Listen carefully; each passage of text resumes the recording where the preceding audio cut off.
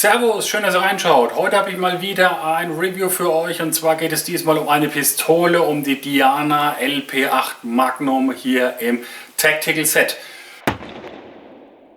Was unterscheidet dieses Set von der normalen LP8? Im Normalfall hat man hier vorne eben am Lauf dran ein Korn, mit dem man hier über Kimme und Korn über Fiberglas schön anvisieren kann. Hier im Tactical Set hat man eine Laufverlängerung, die auch dazu dient, dass man das richtig schön greifen kann beim Knicken. Und man hat hier aus Metall die Schulterstütze, die mit Kunststoff hier hinten dran und einer gummierten Fläche versehen ist, dass es richtig schön an der Schulter anliegt. Eins gleich mal vorab, mir klingeln noch ein bisschen die Ohren. Es ist zwar eine freie Waffe, wir haben hier gerade mal 7,5 Joule, aber das ist die erste Waffe, wo ich wirklich zwingend Ohrenschützer empfehle. Gerade wenn man hier durch das mitgelieferte 1x40 Red Dot schaut, hat man die Pistole doch relativ nah am Gehör dran und es ist kein Scherz, die ist dermaßen laut. Also ich empfehle euch wirklich ein paar Ohrstöpsel reinzumachen oder gerade wenn ihr ein bisschen empfindlicher seid, schützt eure Ohren, das ist kein Spaß. Schutzbrille sowieso immer, ihr kennt da meinen Aufruf, aber in dem Fall sollte man noch einfach einen Schritt weiter gehen. Okay, zu den technischen Daten. 66,5 cm lang ist das ganze Set hier. Wir haben ein Gesamtgewicht von 2200 Gramm. Es handelt sich um eine Knicklauf-Federdruckpistole hier, made in Germany. Und in diesem Fall auf der 11 mm Prismenschiene obendrauf haben wir ein Red Dot von Diana verbaut, 1x40, ist in 11 Stufen hier oben einstellbar, der Punkt. Ich habe jetzt vorhin, als ich den Schusstest gemacht habe, den habe ich schon vorab gemacht, dass ich auch weiß, wovon ich erzähle, habe ich das auf der Stufe 4 bis 5, fand ich absolut ausreichend, um aus 11,5 Meter eine 14x14er Scheibe zu beschießen. Das war auf jeden Fall hell genug. Das Red Dot wird betrieben mit einer CR2032 Batterie, die gibt es ja mittlerweile sehr günstig und die Laufzeit einer solchen Batterie in einem Red Dot ist sehr, sehr lange. Okay, ich würde euch jetzt gerade erstmal ein bisschen die Pistole in der Nahaufnahme zeigen und dann gehen wir über zum Chronitest und dann machen wir natürlich auch noch einen Schusstest. Also viel Spaß! Hier vorne dran seht ihr das Laufende mit der Laufverlängerung. Der Lauf ist 22 cm insgesamt lang.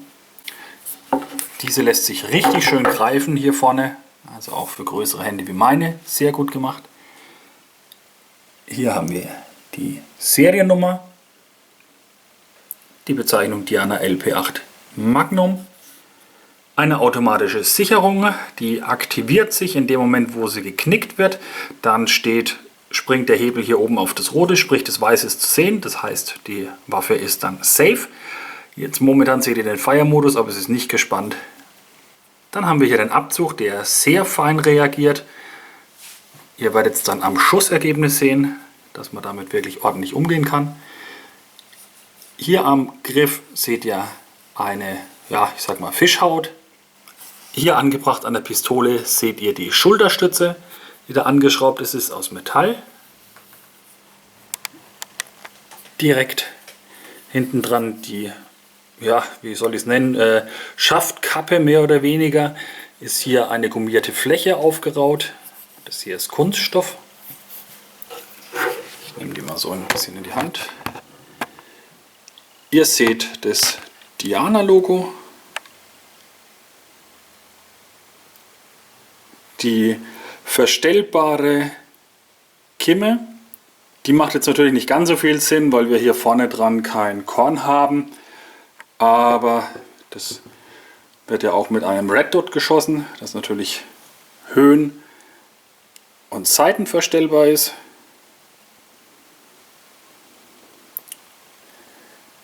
Die Pistole ist natürlich beidhändig benutzbar. Ihr habt auch diesen Sicherungshebel, sowohl auf der rechten als auch auf der linken Seite. Obendrauf ist eine 11 mm Prismenschiene, auf der das Red Dot angebracht ist.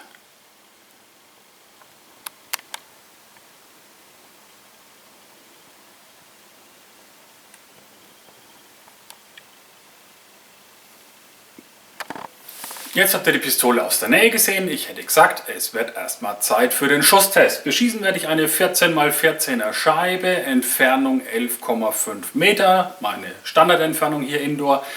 Ich lege natürlich die Pistole auf, gucke durch das Red Dot durch und werde schießen mit dem Chase, wie gesagt 4,53 mm. Also viel Spaß, Leute!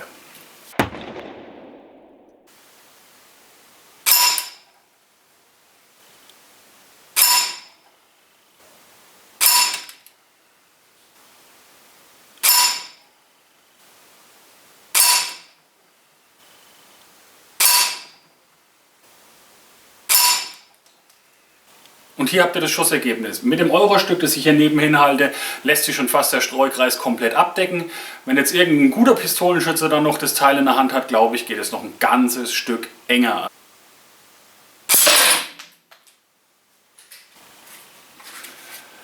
Tja, und was ermöglicht so ein gutes Schussergebnis?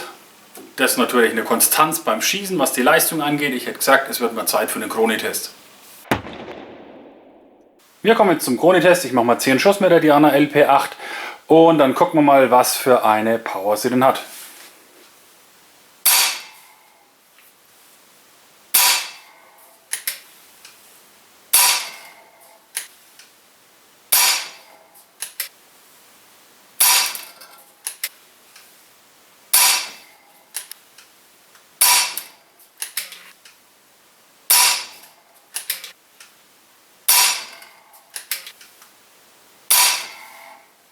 So, kommen wir zur Auswertung. Ich hätte schon mal gesagt, auf den ersten Blick hat es richtig cool gewirkt.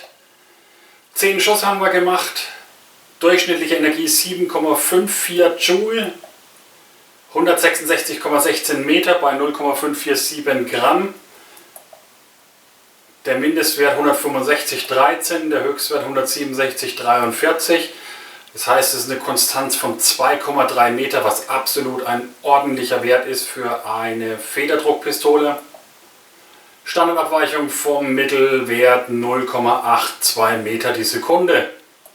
Ja, ihr habt es gesehen, für eine Federdruckpistole ein absolut geiler Wert. 7,5 Joule, wirklich voll ausgeschöpft. Gerade für uns deutsche Schützen sehr wichtig, dass man die eben nicht auf eine WPK schreiben muss. Und ich denke auch für alle anderen Schützen aus dem Ausland, die hier eine wirklich kräftige Federdruckpistole schießen können. Ich würde es gerade noch mal zeigen, wie die Pistole im Anschlag ausschaut. Wie man die richtig hält, weiß ich auch nicht so richtig. Ich habe sie eben so geschossen. Und ihr seht, dass ich da relativ nah einfach an der Pistole dran bin und es ist wirklich so, mir rauschen immer noch die Ohren. Der Kolbenknall ist dermaßen laut, dass es sich hier unbedingt zwingend ein Gehörschutz zu empfehlen ist. Keine Ahnung, zwischendurch habe ich auch mal so geschossen, wie es genau funktioniert. Schreibt es mir bitte in den Kommentaren drunter. Das Ergebnis ist einfach so in dieser Haltung gemacht worden. Kommt ein bisschen vom Gewehrschießen, dass ich da vielleicht ein bisschen vorbelastet bin.